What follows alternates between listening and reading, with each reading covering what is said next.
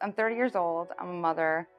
I've been struggling with addiction since a young age. I think it began with alcohol, but quickly moved to opiates, stemming from a gallbladder problem that I had. So my original addiction was prescription painkillers.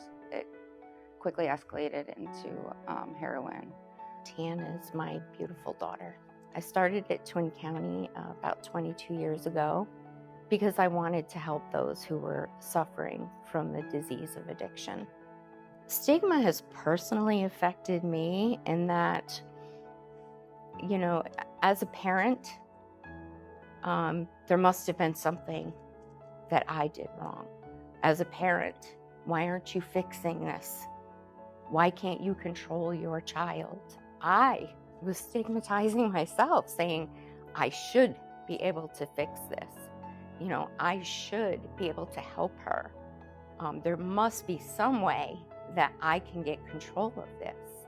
I think the stigma around recovery, it's caused me to feel like I needed to hide who I was and what I struggled with. I came from a very supportive family. Even with the openness and the work that my mother does, I still felt like I couldn't voice my struggles for fear of being judged. I've worked in healthcare for over 20 years in many different places, and I've seen people who admit that they have issues using drugs treated differently the minute they admit to it, or if they say they are in recovery or are on a medication for recovery, they're suddenly treated a little less than. Any pain that they have is dismissed as drug-seeking behavior, and they're not given as good of care as other people.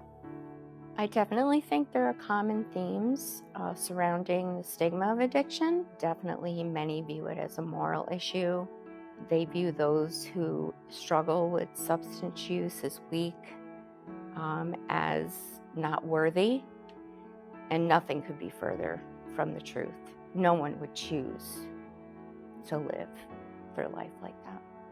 So for those who have a negative outlook on addiction, I would just like to tell them that, we are your sisters, your brothers, your daughters. We're not people with moral issues.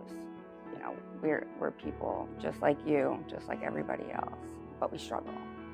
No one is perfect. Everyone has issues that they struggle with, and we all deal with them in different ways.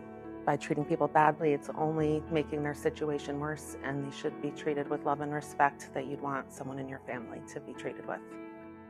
It's very difficult now to not know someone who struggles.